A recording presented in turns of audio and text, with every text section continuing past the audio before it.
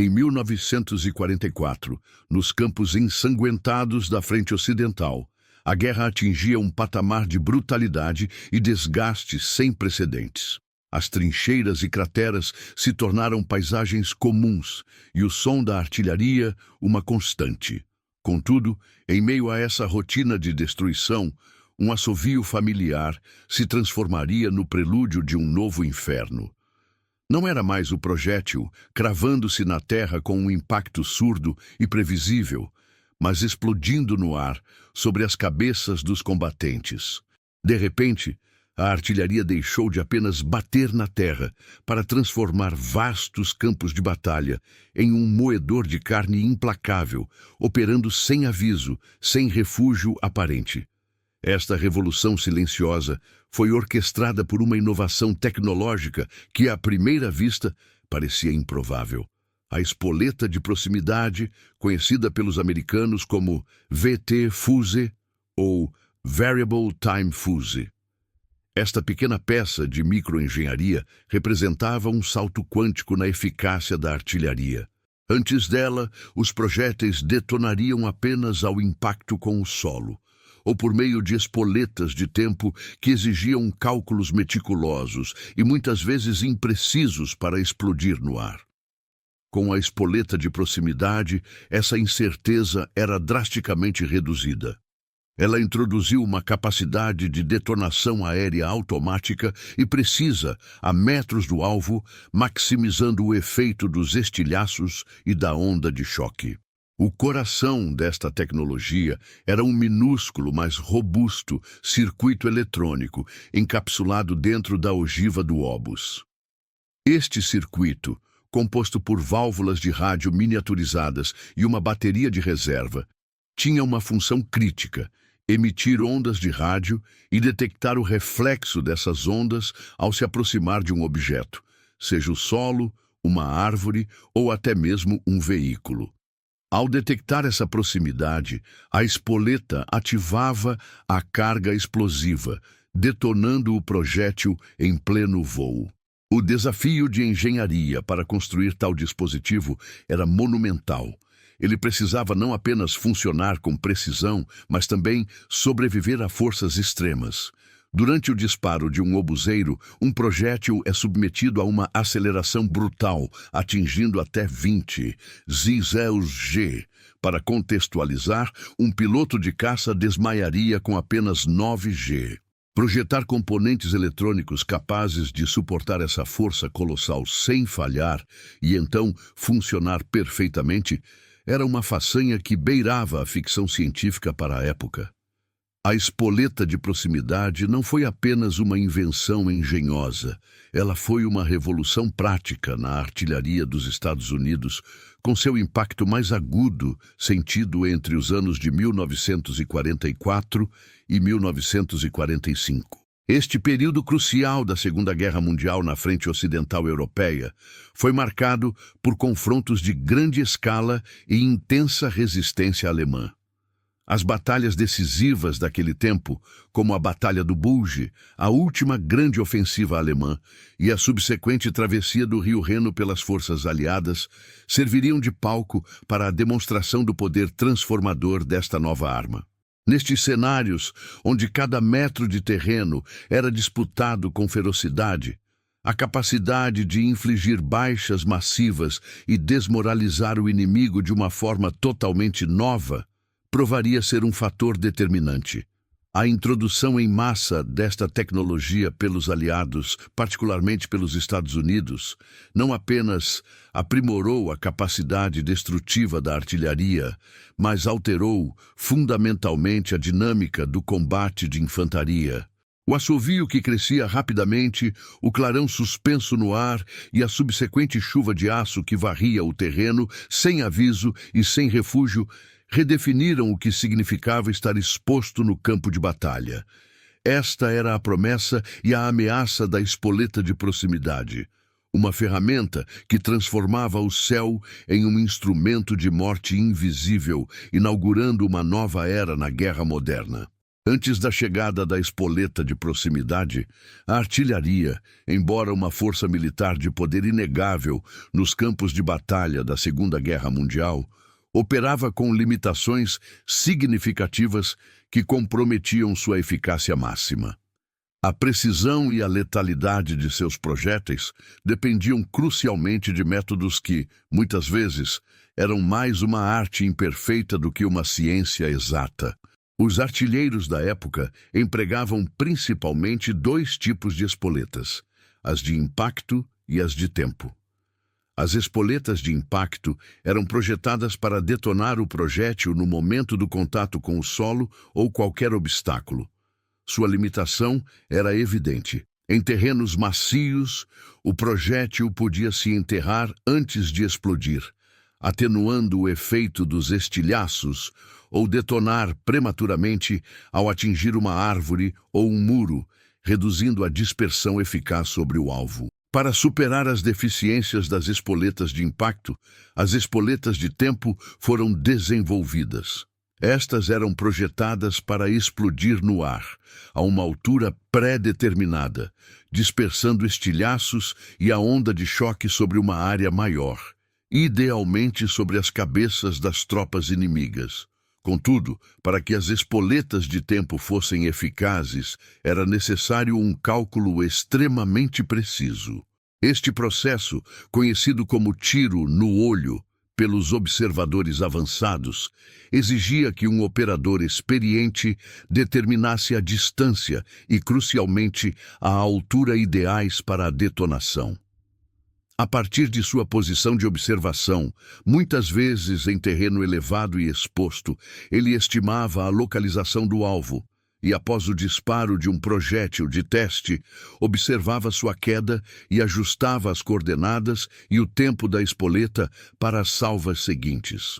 Este método dependia de uma série complexa de variáveis e estava sujeito a inúmeras desvantagens e falhas.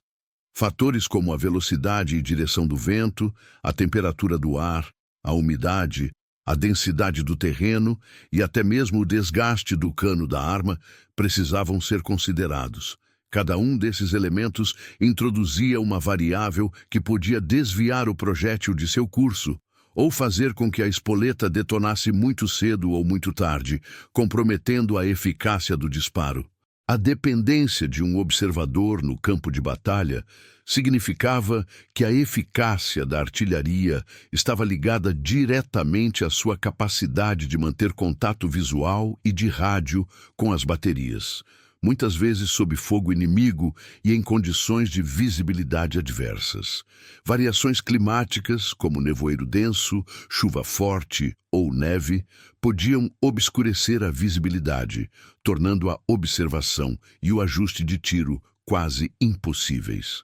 Erros humanos, seja na leitura das tabelas de tiro balístico, na comunicação das coordenadas ou no ajuste manual e minucioso das espoletas, eram inevitáveis e podiam resultar em salva após salva de projéteis que caíam longe do alvo ou explodiam de forma ineficaz. Contra alvos em movimento, a artilharia convencional era ainda menos eficaz. O lapso de tempo considerável entre a observação do alvo, a comunicação da ordem de fogo, o disparo do projétil e seu impacto permitia que as tropas inimigas se deslocassem, escapando da zona de efeito antes que os projéteis chegassem. Além disso, a artilharia tradicional tinha dificuldade em atingir tropas inimigas que utilizavam cobertura leve, como pequenas depressões no terreno, valas rasas ou ruínas. Um projétil com espoleta de impacto poderia cravar-se na terra antes de detonar ou explodir ao atingir uma árvore ou um muro. Mas os estilhaços seriam absorvidos ou desviados antes de atingir os soldados abrigados. Mesmo as espoletas de tempo, se não ajustadas à altura perfeita, poderiam resultar em estilhaços que passavam por cima ou atingiam o solo muito longe, deixando a infantaria inimiga relativamente ilesa. Apesar de sua capacidade de causar destruição em larga escala, A artilharia, muitas vezes, era frustrantemente imprecisa em seu efeito final sobre a infantaria inimiga. Soldados experientes aprendiam a se abrigar rapidamente, a cavar trincheiras rasas, a utilizar crateras de projéteis ou qualquer irregularidade do terreno para se proteger. Eles sabiam que, com tempo suficiente e cobertura adequada, poderiam sobreviver a um bombardeio. Essa realidade criava uma lacuna tecnológica evidente que os Estados Unidos buscavam preencher. A necessidade de uma forma de tornar a artilharia não apenas mais destrutiva, mas infalivelmente letal, negando ao inimigo qualquer refúgio e transformando cada salva em uma ameaça incontestável. Era a busca por um método que eliminasse a sorte e a margem de erro, garantindo que o fogo de artilharia pudesse varrer o campo de batalha com uma eficácia sem precedentes e inquestionável. A busca por uma artilharia infalivelmente letal culminou em um dos maiores triunfos da engenharia de guerra americana, a espoleta de proximidade, ou VT-Fuse. O conceito era revolucionário em sua simplicidade e complexidade. Inserir eletrônica miniaturizada dentro de um obus, permitindo que ele detonasse automaticamente a metros do alvo, antes do impacto com o solo. Isso eliminava a necessidade de cálculos precisos de tempo e a dependência de observadores, transformando a artilharia de uma arma diária com margem de erro para uma ferramenta de precisão devastadora. A espoleta de proximidade funcionava como um minúsculo radar integrado ao projétil. Ao ser disparada, ela ativava um pequeno transmissor de rádio que emitia ondas de alta frequência para a frente. Quando essas ondas encontravam um obstáculo, como o solo, árvores ou até mesmo veículos e tropas, elas eram refletidas de volta para um receptor dentro da própria espoleta. Um circuito eletrônico, então, media a distância com base no tempo que levava para as ondas retornarem. Ao atingir uma altura pré-determinada, geralmente entre 5 e 20 metros acima do terreno, o circuito acionava o detonador, explodindo o projétil no ar. Este mecanismo garantia que a dispersão dos estilhaços e a onda de choque fossem maximizadas sobre o alvo, varrendo uma área muito maior e atingindo tropas que antes estariam protegidas por cobertura leve. O desafio de engenharia para criar tal dispositivo era colossal. A curiosidade extra da espoleta de proximidade reside na sua capacidade de suportar condições extremas. Para sobreviver à aceleração brutal do tiro, cada espoleta era submetida a um rigoroso processo de tortura em testes de impacto e centrifugação. No momento do disparo de um obuseiro, um projétil é submetido a forças de aceleração que podem chegar a 20.000 vezes a força da gravidade, ou 20 g. Para se ter uma ideia, um ser humano treinadíssimo desmaia com apenas 9 g. Projetar componentes eletrônicos que não apenas resistissem a essa força colossal, sem se desintegrarem, mas que também funcionassem perfeitamente após tal estresse, era uma façanha tecnológica sem precedentes. A microengenharia por trás da espoleta de proximidade envolvia a criação de componentes eletrônicos incrivelmente robustos e compactos. Os tubos a vácuo, essenciais para os circuitos de rádio, eram o maior obstáculo. Eles eram feitos de vidro e possuíam filamentos delicados, tornando-os intrinsecamente frágeis. Para resolver isso, os engenheiros desenvolveram tubos a vácuo miniaturizados e especialmente reforçados, com filamentos mais curtos e espessos e estruturas internas projetadas para suportar o choque. Esses tubos eram então encapsulados em um composto plástico resistente, o que ajudava a absorver as tensões mecânicas e a protegê-los contra vibrações e impactos. A bateria que alimentava o sistema era outro componente crítico. Ela precisava ser inerte até o momento do disparo, para não descarregar durante o armazenamento. No instante do tiro, a força da aceleração ativava a bateria, geralmente rompendo um selo interno que permitia que o eletrólito entrasse em contato com os eletrodos, fornecendo energia instantaneamente. Todo o sistema, incluindo a antena, os tubos a vácuo, os resistores, capacitores e a bateria, era montado em um espaço extremamente confinado dentro do corpo do projétil, exigindo técnicas de montagem precisas e materiais inovadores. Os testes envolviam disparar protótipos em canhões e obuseiros para verificar sua resistência e funcionamento. Além disso, centrifugadores eram usados para simular as forças G, e câmaras de choque testavam a integridade estrutural.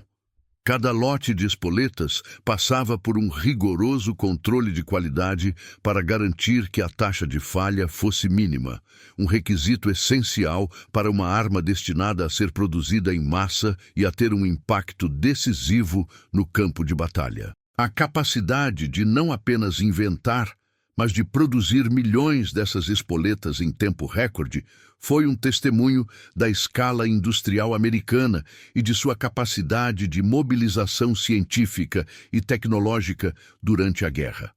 Laboratórios como o Applied Physics Laboratory da Johns Hopkins University, em colaboração com gigantes da indústria como General Electric e RCA, transformaram um conceito complexo em uma realidade militar em larga escala.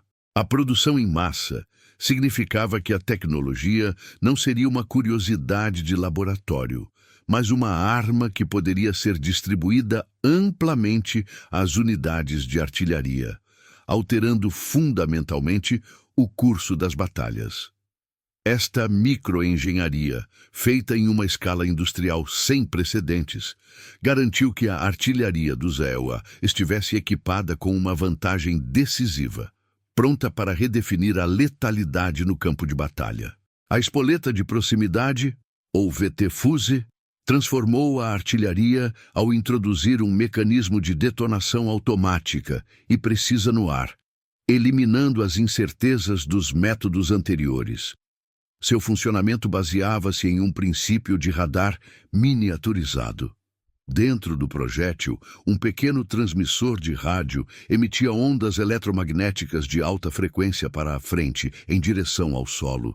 Quando essas ondas encontravam um obstáculo, seja o terreno, a folhagem de árvores, construções ou até mesmo corpos humanos, elas eram refletidas de volta para um receptor sensível, também integrado à espoleta. Um circuito eletrônico então processava o sinal, calculando a distância até o objeto, com base no tempo que as ondas levavam para retornar. Ao atingir uma altitude pré-determinada, geralmente entre 5 e 20 metros acima do alvo, o circuito acionava o detonador, provocando a explosão do projétil em pleno voo. Este processo era instantâneo e totalmente autônomo, não dependendo de cálculos externos ou observação visual. O impacto visual e sonoro dessa nova forma de artilharia era distinto e perturbador. Ao invés do som familiar de um projétil cravando-se na terra antes de explodir, agora havia um assovio que crescia rapidamente, seguido por um clarão suspenso no ar. Este clarão, uma explosão que ocorria acima do campo de batalha, era o prelúdio de uma chuva de aço que varria o terreno. Os estilhaços, ao invés de serem absorvidos pelo solo após uma explosão terrestre, ou dispersos de forma ineficaz por uma espoleta de tempo mal ajustada, eram projetados para baixo e para os lados, maximizando a área de cobertura e a letalidade sobre as tropas inimigas expostas. O efeito psicológico da espoleta de proximidade foi devastador e imediato. A principal característica dessa nova ameaça era a ausência de aviso prévio. Com as espoletas de impacto, os soldados inimigos podiam ouvir o impacto do projétil no solo ou o som de uma detonação terrestre e buscar cobertura. Com as espoletas de tempo, embora a detonação fosse aérea, ainda havia a possibilidade de ajustar a altura e, em muitos casos, a imprevisibilidade permitia que alguns soldados escapassem do pior. A espoleta de proximidade eliminou grande parte dessa margem de erro. Os projéteis explodiam de forma imprevisível, a uma altura ideal, sem o aviso de um impacto no solo. Isso criou a percepção generalizada de que não havia refúgio eficaz. A infantaria inimiga, acostumada a táticas de se abrigar rapidamente em qualquer depressão ou trincheira rasa, se viu exposta a uma explosão aérea que parecia desafiar todas as regras de proteção conhecidas. O som da detonação vinha diretamente de cima, e a chuva de estilhaços atingia as posições de forma indiscriminada, gerando um sentimento de desamparo e terror. O efeito físico da explosão aérea era igualmente brutal. A detonação sobre as cabeças maximizava a dispersão dos estilhaços. Em uma explosão terrestre, parte da energia e dos fragmentos é absorvida pelo solo, e o cone de estilhaços é direcionado para cima e para os lados. Com a detonação aérea da espoleta de proximidade, o projétil explodia a uma altura ideal para que a onda de choque e os estilhaços se espalhassem em um padrão cônico descendente, cobrindo uma área significativamente maior e mais densa. Isso significava que soldados que antes estariam protegidos por pequenas depressões no terreno, por trincheiras rasas de campanha, por muros baixos ou até mesmo dentro de veículos leves e abertos, agora estavam diretamente sob o alcance letal da artilharia. Os fragmentos choviam sobre essas posições, atingindo os combatentes de cima para baixo, onde sua blindagem e cobertura eram mais vulneráveis. A capacidade de enxamear sobre as posições inimigas, saturando uma área com estilhaços mortais, fez com que a cobertura leve se tornasse irrelevante. A artilharia, antes uma arma de supressão e demolição de estruturas, tornou-se um instrumento de aniquilação direta contra a infantaria inimiga, independentemente de sua tentativa de se abrigar. O campo de batalha, de fato, se transformou em um moedor de carne, onde o céu se tornava o ponto de origem de uma morte invisível e inescapável. A introdução em larga escala da espoleta de proximidade pelos aliados na frente ocidental não apenas aprimorou a capacidade destrutiva da artilharia, mas também desencadeou uma profunda crise tática para as forças alemãs. Antes dessa inovação, as doutrinas de combate alemãs, especialmente para a infantaria, eram adaptadas para mitigar os efeitos da artilharia inimiga. Os alemães contavam com uma combinação de trincheiras rasas, o uso inteligente do terreno e deslocamentos rápidos para evitar o fogo de artilharia concentrado. Em um campo de batalha convencional, a infantaria alemã era treinada para cavar rapidamente, criando foxholes individuais ou trincheiras de campanha que ofereciam proteção contra projéteis de impacto e estilhaços que viajavam horizontalmente ou em ângulos baixos. Eles também eram mestres em utilizar as irregularidades naturais do terreno, valas, depressões, encostas de colinas ou mesmo as crateras deixadas por projéteis anteriores como cobertura. A ideia era que, ao se abrigarem em posições baixas, eles estariam protegidos da maior parte da explosão de um projétil que detonasse no solo ou de uma espoleta de tempo que explodisse a uma altura inadequada. Além disso, a mobilidade era uma tática-chave. A capacidade de se mover rapidamente entre posições, evitando a concentração de fogo inimigo, era essencial para a sobrevivência em um ambiente saturado de artilharia. No entanto, a espoleta de proximidade mudou radicalmente essa regra. Ela tornou a cobertura leve, antes considerada eficaz, praticamente irrelevante. Com as rajadas aéreas que enxameavam sobre as posições, a artilharia americana passou a detonar seus projéteis a metros do chão, acima das cabeças dos soldados. Isso significava que o cone de estilhaços e a onda de choque não eram mais obstruídos pelo terreno ou por pequenas elevações. Em vez disso, eles eram projetados para baixo, penetrando diretamente nas trincheiras, foxholes e outras formas de cobertura que antes ofereciam uma sensação de segurança. Soldados que se agachavam em uma vala ou se protegiam atrás de um pequeno muro agora estavam tão expostos quanto se estivessem a céu aberto, pois os fragmentos metálicos choviam de cima. A frustração alemã com essa nova ameaça era palpável. Relatos da época, tanto de prisioneiros de guerra quanto de documentos capturados, descrevem o desespero e a confusão gerados pela espoleta de proximidade. Soldados que antes se sentiam seguros em suas tocas ou atrás de pequenos muros agora estavam diretamente sob o alcance letal da artilharia, independentemente de sua cobertura.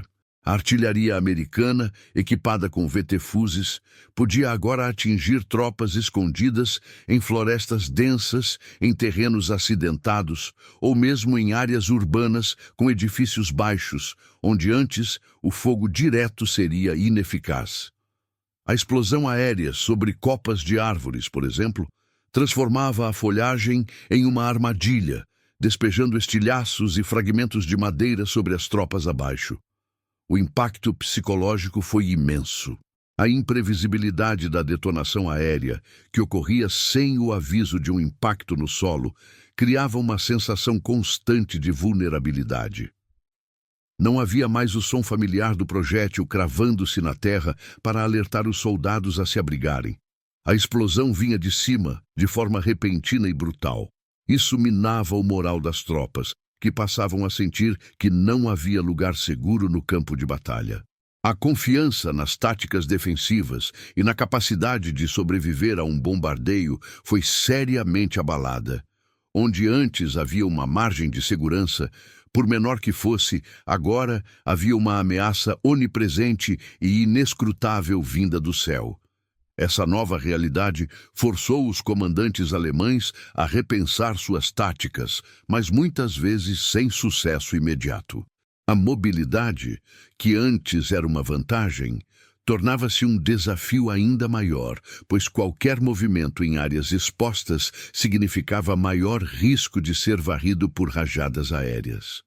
A capacidade de consolidar posições ou realizar contra-ataques era severamente prejudicada, pois as tropas que tentavam se reunir ou avançar eram pulverizadas pela artilharia americana antes mesmo de poderem formar uma frente coesa.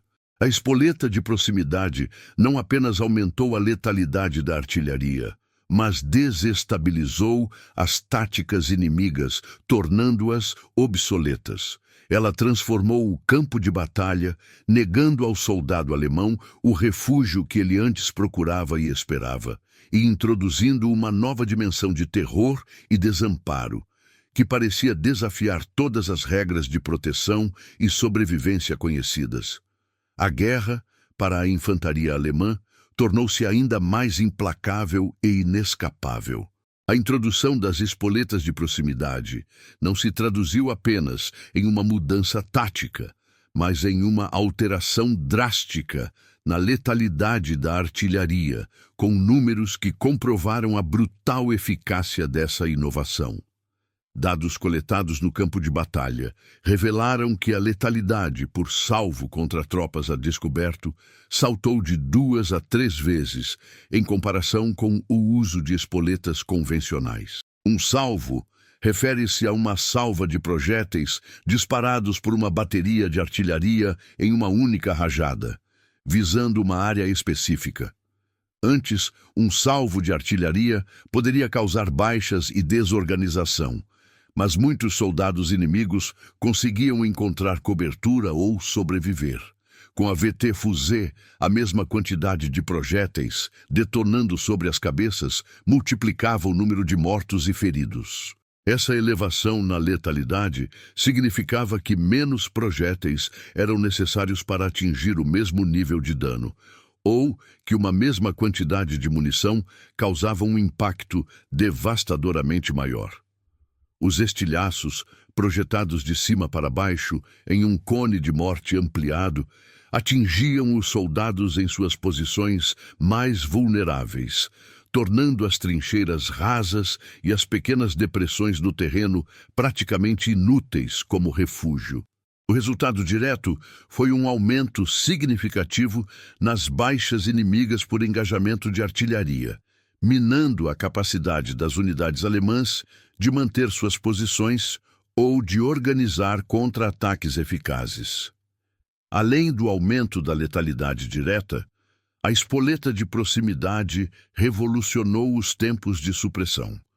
Antes da VT-Fuse suprimir uma posição inimiga, ou seja, impedir que as tropas inimigas pudessem se mover, atirar ou organizar-se, levava minutos. Os artilheiros precisavam de tempo para observar os impactos, ajustar as coordenadas e o tempo das espoletas e, então, disparar novas salvas. Durante esse período, o inimigo tinha uma janela para reagir, buscar melhor cobertura ou até mesmo se retirar. Com a espoleta de proximidade, os tempos de supressão caíram de minutos para segundos. A detonação aérea automática e precisa eliminava a necessidade de ajustes. Cada projétil de um salvo era uma ameaça imediata e inescapável, forçando as tropas inimigas a se abrigarem instantaneamente ou a serem varridas do terreno. Essa redução drástica no tempo de supressão concedeu uma vantagem tática imensa às forças aliadas. Unidades de infantaria americanas podiam avançar com a certeza de que a artilharia poderia neutralizar rapidamente qualquer resistência inimiga que surgisse, abrindo janelas de manobra onde antes haveria impasses prolongados. A capacidade de enxamear sobre as posições inimigas com fogo de artilharia contínuo e altamente eficaz impedia que os alemães consolidassem defesas, reagrupassem suas forças ou lançassem ofensivas coordenadas. Relatos de soldados de ambos os lados da frente ocidental corroboram a mudança na intensidade e eficácia do fogo de artilharia. Oficiais aliados notavam um aumento perceptível na moral de suas tropas, que agora confiavam na capacidade da artilharia de abrir caminho e proteger seus flancos com uma eficiência sem precedentes. Para os soldados alemães, a experiência era de puro terror. Documentos capturados e interrogatórios de prisioneiros revelaram o pavor generalizado da bomba que explode no ar. Soldados descreviam a sensação de desamparo, de não haver lugar seguro contra um inimigo que parecia atirar com precisão milimétrica, mesmo contra alvos ocultos. Muitos relatos falavam sobre a desintegração de formações inimigas sob o fogo implacável, com unidades inteiras sendo desorganizadas ou aniquiladas em questão de segundos. A constante ameaça de uma explosão aérea invisível e imprevisível levou a uma profunda desmoralização, com unidades alemãs relatando exaustão psicológica e colapso de disciplina sob o bombardeio contínuo e inescapável. Esses números e relatos pintam um quadro claro. A espoleta de proximidade transformou a artilharia americana em um moedor de carne, altamente eficiente, como descrito inicialmente. Não era apenas uma arma que causava danos, mas uma que multiplicava a letalidade, reduzia o tempo de reação do inimigo a quase zero e, por fim, quebrava a vontade de lutar. A ciência e a engenharia, traduzidas em estatísticas de campo de batalha, provaram matematicamente o horror que a VT-Fuse infligia, confirmando seu papel decisivo na frente ocidental. A espoleta de proximidade, ou VT-Fuse, não foi apenas uma melhoria tecnológica. Ela se tornou um fator decisivo em momentos cruciais da guerra na frente ocidental, demonstrando seu impacto transformador nas grandes batalhas de 1944 e 1945. Sua capacidade de aumentar a letalidade e reduzir os tempos de supressão se manifestou de forma mais evidente em cenários de combate de alta intensidade, como a Batalha do Bulge e a subsequente travessia do rio Reno.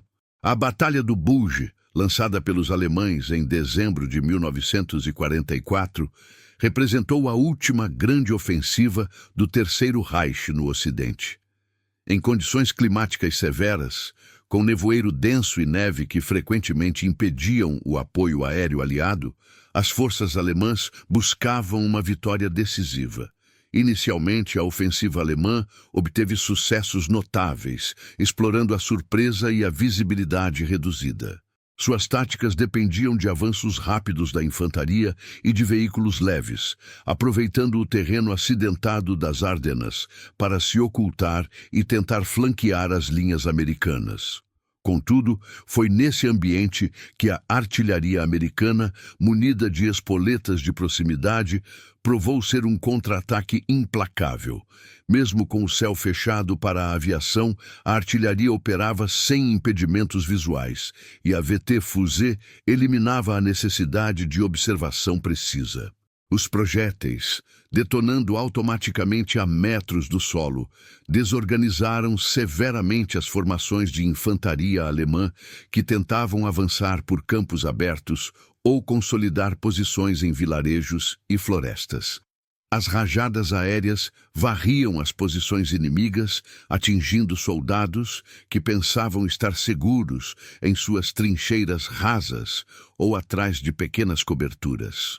Veículos leves, como caminhões de transporte de tropas e munições e até mesmo alguns blindados abertos, tornaram-se alvos fáceis para a chuva de estilhaços que caía de cima, quebrando o ímpeto dos avanços alemães.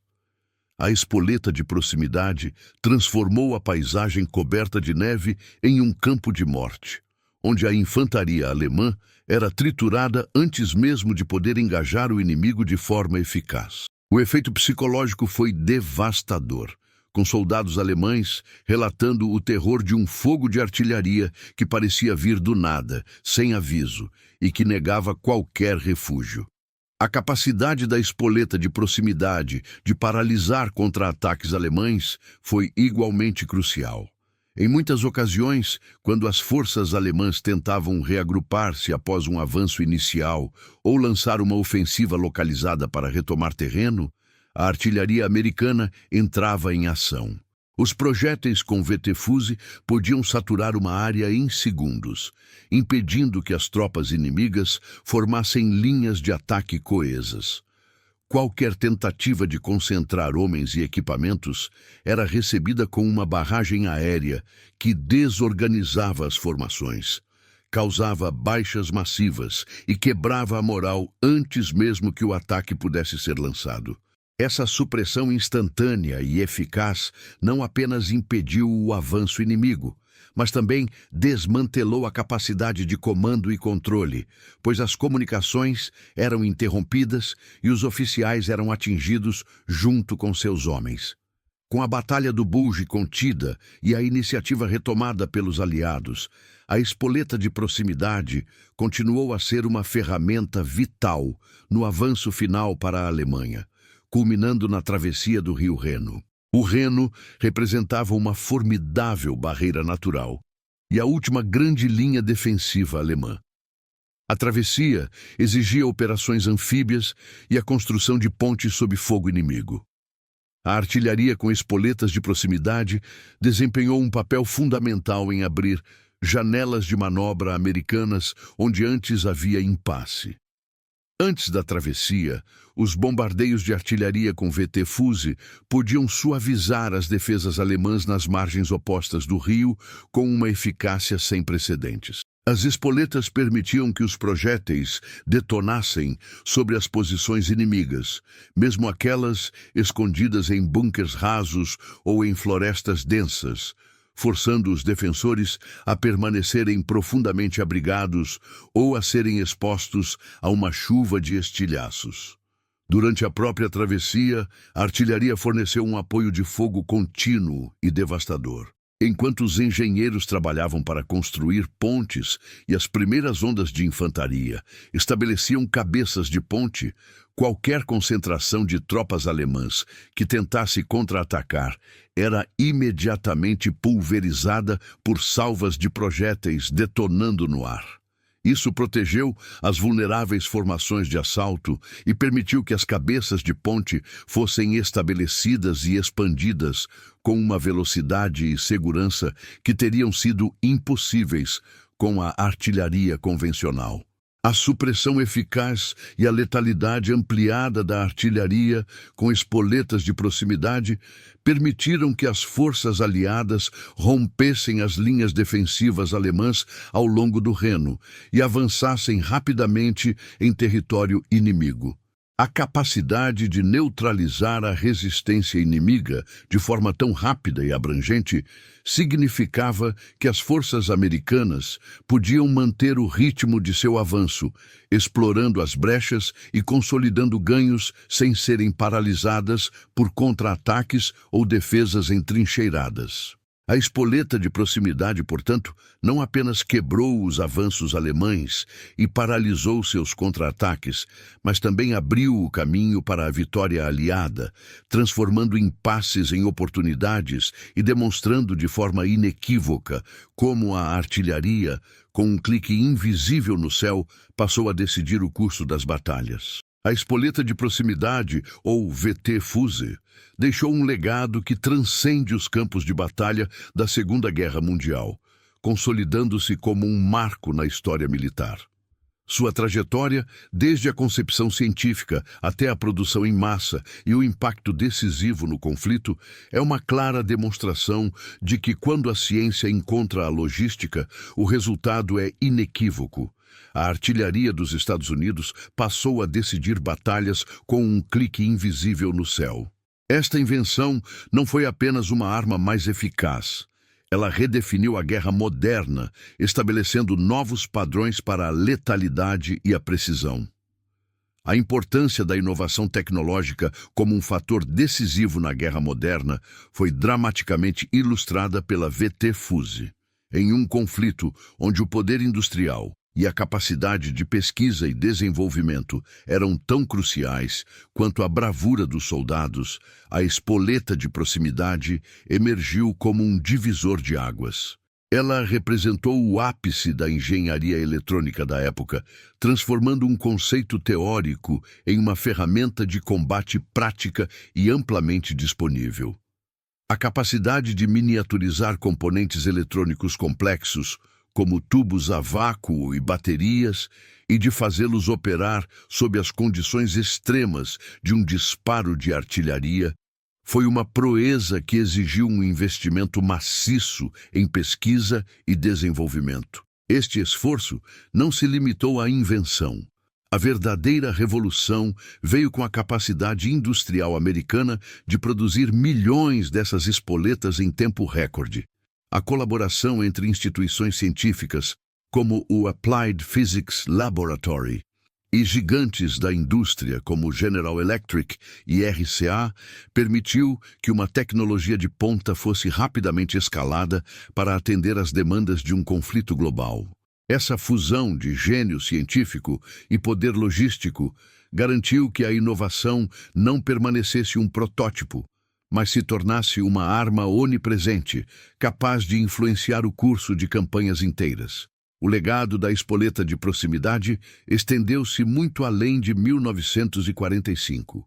Sua tecnologia fundamental, que envolvia a emissão e recepção de ondas de rádio para detectar a distância a um objeto, tornou-se a base para inúmeros avanços no pós-guerra. O princípio do radar miniaturizado dentro de um projétil foi um precursor direto para o desenvolvimento de sistemas de mísseis guiados, que utilizam sensores semelhantes para rastrear e interceptar alvos com precisão. A detecção de proximidade, que antes era usada para detonar um obus, evoluiu para sistemas que permitem a mísseis antiaéreos explodirem perto de aeronaves inimigas, maximizando a probabilidade de acerto, ou para mísseis antitanque que detonam acima do alvo, atingindo a blindagem superior, geralmente mais vulnerável. Além disso, a engenharia de componentes eletrônicos robustos, capazes de suportar forças G extremas, influenciou o design de eletrônicos para ambientes hostis, como o espaço e aplicações aeroespaciais.